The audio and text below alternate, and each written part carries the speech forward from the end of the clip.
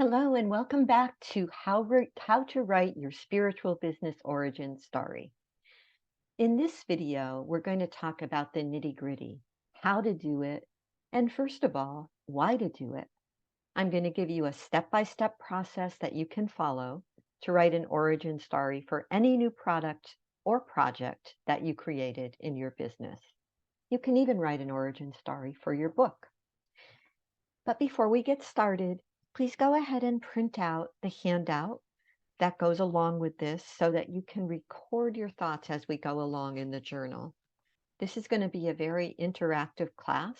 I'm going to share some information and give you a prompt, and then you're going to write it down so that by the time we get to the end of the class, you will have a really good outline of your business origin story that you can use for many different purposes. So go ahead and print that out, and when you're ready, come on back and we will get started.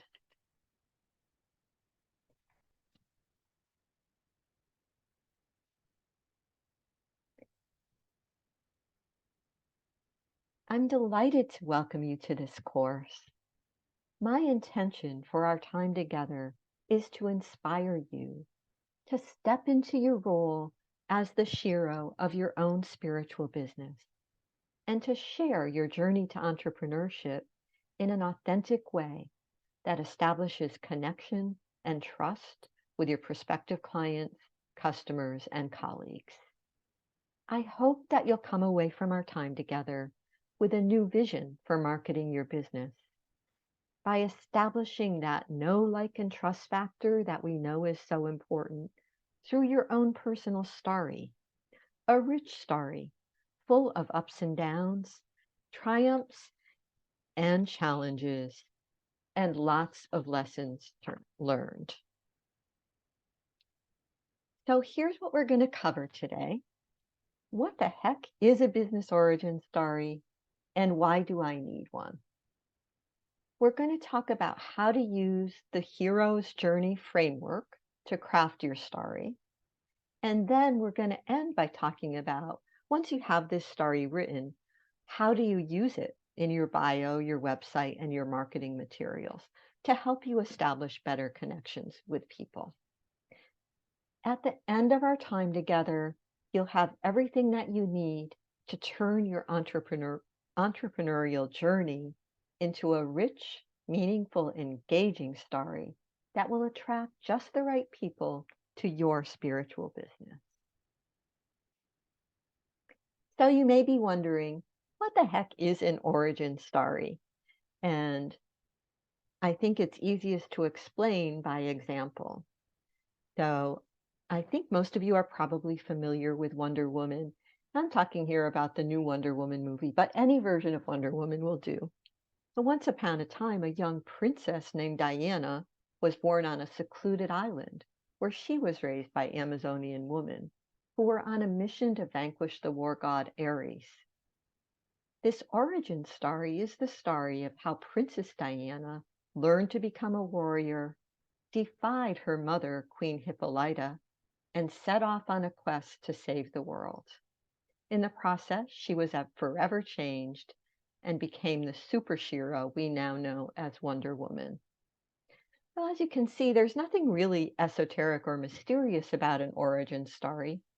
In fact, everyone has an origin story, and you're more familiar with them than you may think. Consider all the main characters of the books and movies and TV shows that you love. Don't you always discover where they came from and how they became who they are in the world today? We've already talked about Princess Diana. What about Clark Kent, an alien from another planet who turned into Superman? Or what about Dorothy in The Wizard of Oz? She started out as a scared little girl, but her journey changed her into a courageous hero. Their origin stories tell you the story of how they transformed from their roots as an ordinary person into a superhero. So now that you know what it is, why do I think it's important for entrepreneurs to have a good origin story? Well, this quote from Seth Godin makes a lot of sense to me. People do not buy goods and services. They buy relations, they buy stories, they buy magic. Have you ever read a boring business bio? Or maybe you even have one. I know I've had one that lists all your degrees, all your credentials, all your certifications, even lists the modalities that you use to help people, but doesn't really tell anybody much about who you are as a person. Well, that's all well and good. You need them in some professional settings, but they're not what attract people to your business, to your services. As I imagine you discovered when you did the guided visualization, your credentials are not what you're going to be remembered for. People are going to remember you for how you helped them, for what kind of a person you are, for what you offered to them. You're not marketing a product or service. What you're really marketing is the transformation that you deliver. So we've all heard how important it is to let our clients get to know, like, and trust us. But how do we do that? Well, stories are the best way because we're all wired for story. From the time that we're little kids, we love to listen to fairy tales and stories about magic. Writing your business origin story can turn your dull credentials and modalities, even though I'm not saying that you don't need them. Obviously, you need them. Obviously, you want to be qualified to do what you're doing. But that's not what attracts people to you. It's your stories. It's seeing you as a person, seeing the changes that you've been through and the changes that you can help them make that are going to attract clients to you. So I think it's always easy to illustrate a point by example, and I'm going to tell you a little bit about my spiritual business origin story. And you can read about it in this wonderful book, collaborative book, The Complete Holistic Guide for Spiritual Entrepreneurs, that was published by Braveheart Publishers. And my friend Ginny, who started this On Purpose Woman group, if you're not connected to it, you really need to get connected to it, gathered all these spiritual entrepreneurs together to share what we knew about the magic of running a spiritual business. So if you don't have it, go ahead out and get it. I'm going to tell you a little bit about my chapter, but there's so much richness in this book. You really need to have it in your library. So as I wrote in the story that I have in chapter 11 of the book, I thought I had everything all figured out. I was a law professor for 30 years. And when I turned 60, I actually knew that I wasn't going to be one of the people who stuck with that until I was 80. I loved what I did, but I was ready for a new adventure. So I started to study coaching and get certified as a life coach so that I could have a really smooth transition when I decided to finally retire from law teaching and do something else with my life. Well, that happened when I turned 68 at the end of 2019. And like I said, I had a good plan. I had courses created. I even had some potential clients. I had led a couple of retreats. I thought I was all set. But then life happened. You may all remember I retired at the end of 2019. I moved from the DC area to Wilmington, North Carolina. Well, that very first month, I got a call that my mother, who lived in Massachusetts, was in rehab and that she needed me to go up there. So I went up and kind of got her settled in rehab. She had really bad vertigo. They didn't know what was going on with her. And then I started reading these news reports about this strange new virus that was really wreaking havoc on people. And I think it was close to the end of January. She still had another 10 days to go in rehab, but I knew that things were starting to shut down. And so I took her out, took her home, and that was the beginning of a 2-year journey for me, going back and forth from North Carolina to Massachusetts because my mother was aging. She had macular degeneration. She couldn't see very well. She had COPD. I'm sure that a lot of you have been through this with aging parents, but she couldn't be alone in Massachusetts, and there was nobody else there to help her. So back and forth I went several times, probably twice a month for a good 2 years until my mother actually passed at the end of 2022. In the midst of all that, I just didn't see any way to start a coaching business.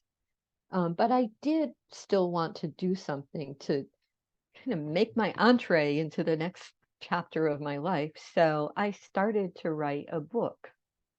It wasn't a new book, it wasn't a new idea. I had been to a retreat with Tom Bird, and he teaches a spiritual writing practice. And I had written more than 30,000 words, but they were all in this big journal. It was a bunch of disjointed stream of consciousness, little snippets from different parts of my life. And he had us finally, at the last day, put together what he called a storyboard.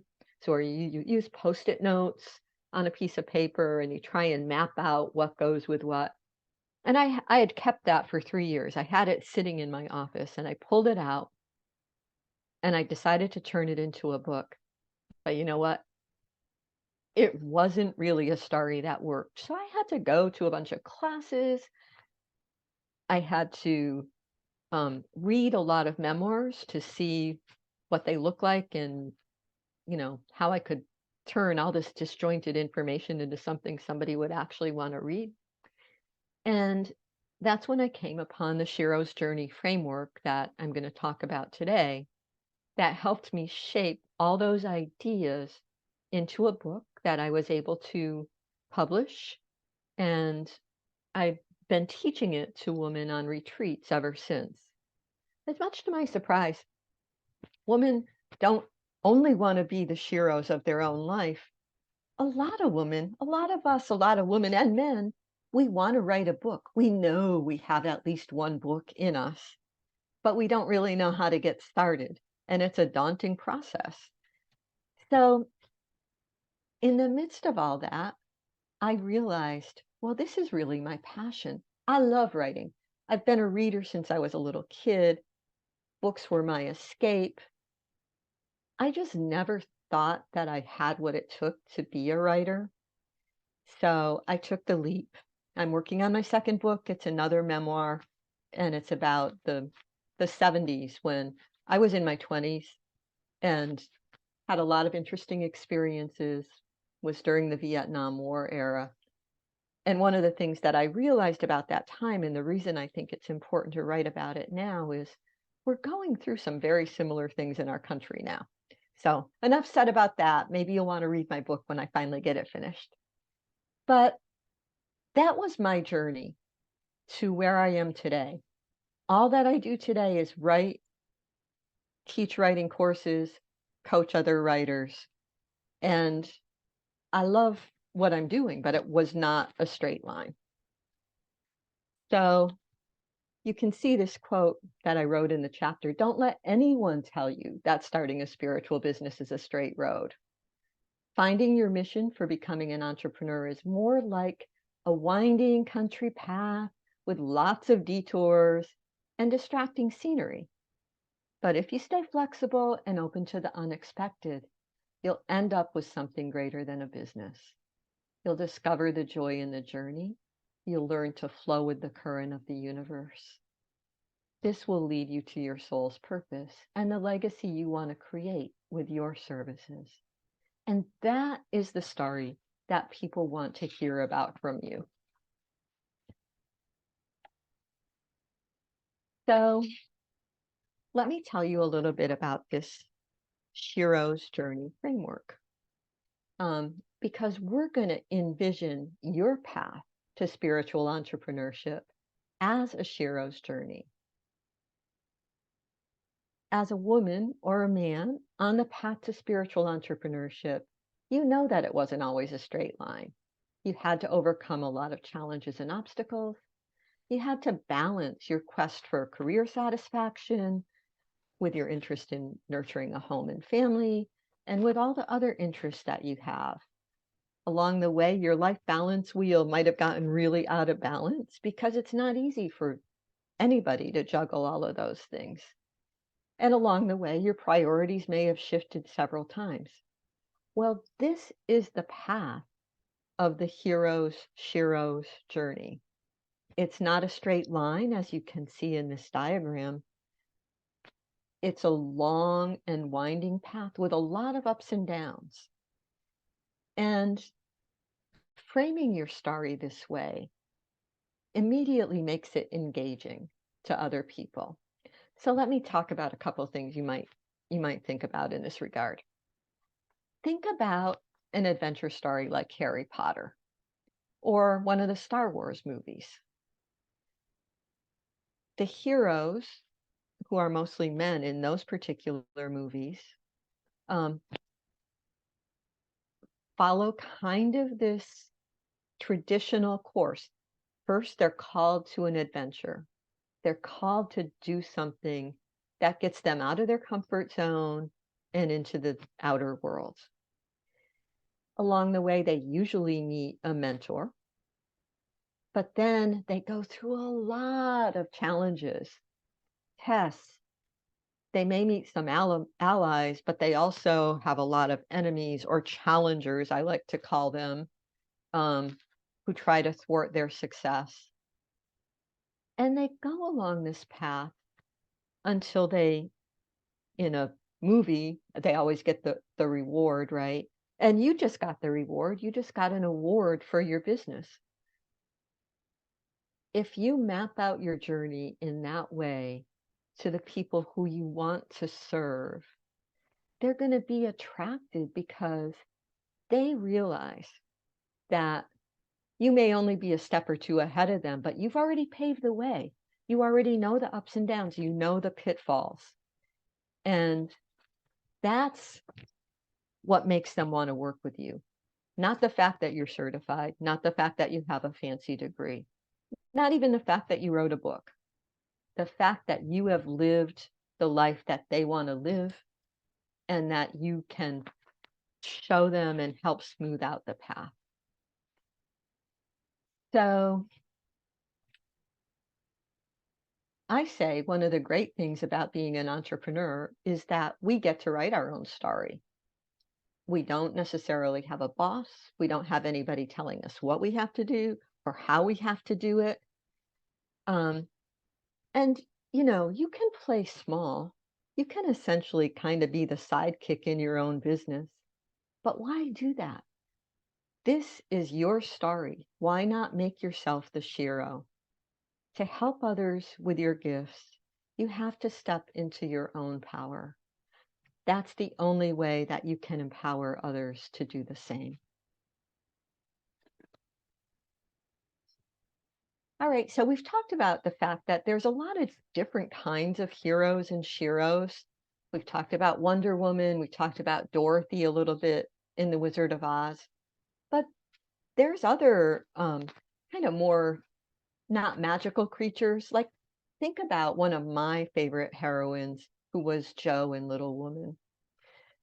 What did she do? She stepped out of her comfort zone. She was called to adventure because she needed to support her family. She cut off her hair and she started writing stories that traditionally at that time were only written by men. And she started making a living by doing work that used to be considered a man's work. But no matter who you talk about as your Shero or hero, they share certain characteristics.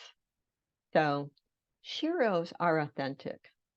And when you write your story, you need to be who you really are. Speak with your own unique voice. Are you funny? Are you reflective? Are you wry? Are you wise? Are you witty? This is the time to claim your voice, be who you really are. And I go back to talking about Brené Brown, Elizabeth Gilbert, Anne Lamott. No matter what you think of them, you know who they are. You know that they are being real when they get up there to talk to you. Then the second thing is courage. You have to be brave enough to meet all those challenges that are going to be thrown on your path. And being an entrepreneur is not easy. There are a lot of challenges. So be brave enough to meet your challenges and not to give up when you reach the bottom, because there will be a bottom. The third thing I would say is that heroes and sheroes are vulnerable. We have to acknowledge our mistakes and weaknesses as well as our strengths, because people relate to people who are human. They don't relate to people who are perfect. And we feel like we have to put ourselves out there as perfect and we're all together and we got here without any trouble. That really isn't what attracts people to your business. What attracts them to your business is knowing that, yeah, you struggled just like they are, but you made it through and you're there to help them get to the other side. Then there's honesty, and this is always interesting when you're talking about writing, especially a memoir, but even in writing this story. You have to confront the truth head on, even if it may hurt or offend somebody in your life. There's ways to get around that. You can use fictitious details. You don't have to go out and really try to hurt somebody. But the fact of the matter is, there are probably going to be some challengers or enemies in your story, and you have to be honest about that. And then maybe the most important thing at all is that all heroes and sheroes go through major transformation. They start their journey in one place and they emerge a totally different, changed person. And if you can share all of that through your business origin story, you are going to attract the right people to work with you. Now, this is a quote from my first book. To become the Shero of your life story, you have to view your life experiences through a different lens. You have to reframe your story. You have to give yourself power over all the choices that you've made, even if some of them were mistakes, and choose a new path. You have to see your life as a journey, not as a destination. Has many chapters, and all of them have led you exactly where you are today. When we realize and we take responsibility for the fact that our lives today are a product of choices we have made, we realize that we have the power to write a different story with a new and improved ending. This is the kind of transformation that your clients are looking for. Your origin story can help them see that it is possible. So now is the part where you're going to get active. We're going to go through the steps of the hero Shero's journey, and you are going to think about your own entrepreneurial journey and how you got where you are today. So these are writing prompts. I'm going to give you a prompt, and then you can pause the recording so that you can go and write down your thoughts about that prompt. So the first one, you remember that a Shero's journey starts with a call. They call it a call to adventure. It's not necessarily an adventure, but it is a call to leave the comfort of your ordinary life for the journey to entrepreneurship. For example, many of us, well, I came from teaching, many come from corporate, and we decide at some point that that is not our life purpose anymore, and that we want to do something more aligned with our own spiritual purpose. So you got a call. Who knows what it was? It could have just been an intuitive longing for fulfillment and for purpose. It could have been an external event like downsizing, like the pandemic, that made you question your priorities. Sharing how you found the courage to leave the known world behind and embark on the journey to entrepreneurship will let clients know that you have faced some of the same struggles they are dealing with, in their own lives. So you can pause the video here, turn to page 5 of your handout, and there's a place to write down what called you to this journey to entrepreneurship.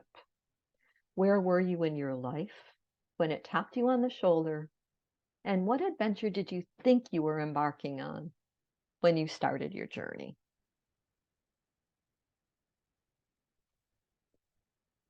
Okay, if you're back with me, let's talk about the next step in the process. And that is to really think about your mentors, your allies, and the challenges who influenced your journey. So, for example, Luke Skywalker had Obi-Wan Kenobi. Dorothy had the good witch Glenda. Wonder Woman teamed up with the ally Captain Steve and a little ragtag bag of soldiers that he put together to confront the war god Ares. Just like that imaginary Shero, you didn't carve out your path to entrepreneurship all on your own. Did anyone help mentor you? Did you have teachers? Were there people there who guided you along on this journey? Did you form alliances with people who were doing similar work or complementary work who helped you along the way? And then, were there people who stood in your way or tried to stand in your way? They obviously didn't succeed because you're here. All of those people are an important part of your journey, and you want to think about them and write them down here. Take a pause on the recording so you can write down your thoughts on page 6 of the handout or in your journal.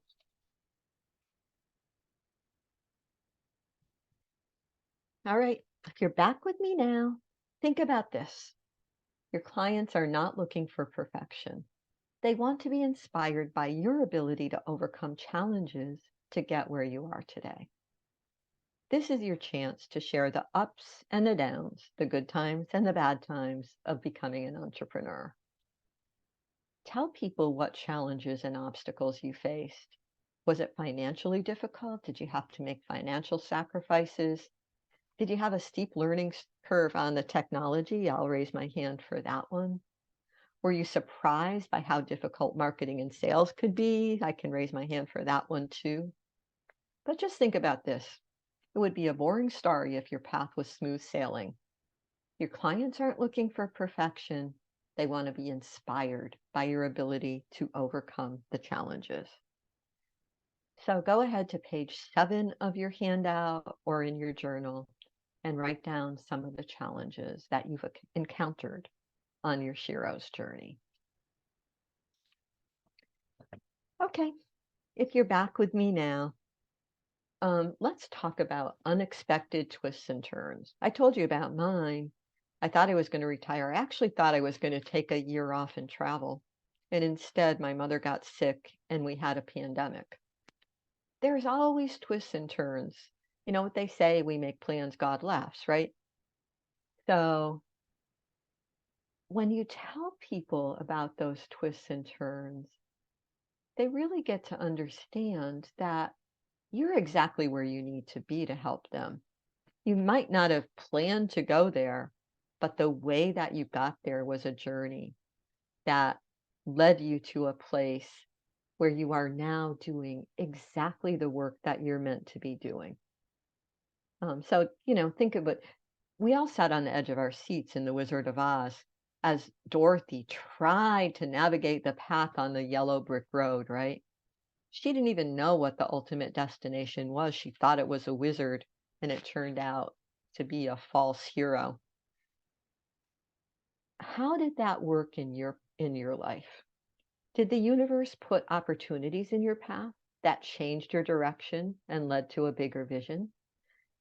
This is an opportunity to let people see that you are doing exactly what you're meant to be doing to serve the world.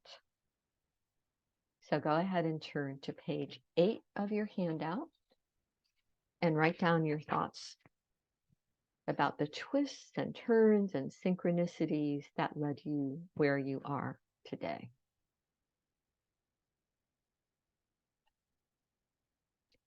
Okay, I love this photo of a woman just free falling through the air, because to me, that was what it often felt like when I was kind of paving my path to becoming an entrepreneur. And the fact of the matter is, at the climax of every Shero's journey, the climax in every movie, every book, every TV show, there's a moment when we fear that they won't make it out alive, literally or figuratively.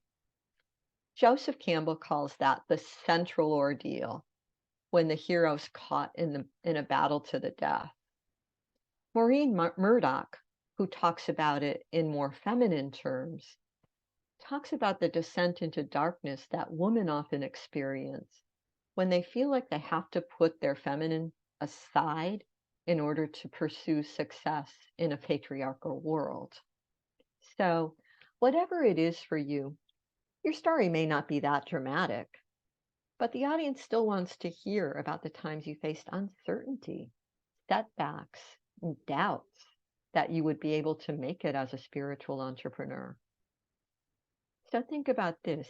Did you have any limiting beliefs or dark moments of the soul when you feared for your ability to succeed? How did you overcome them to get where you are today? Remember, your clients may be facing some of those same limiting beliefs. They will be eager to hear how you can help them get beyond so they can be as successful as you are. So go ahead and turn to page 9 of the handout or your journal and write down some of the limiting beliefs, the doubts, the fears that you had to find your way through on your path to success.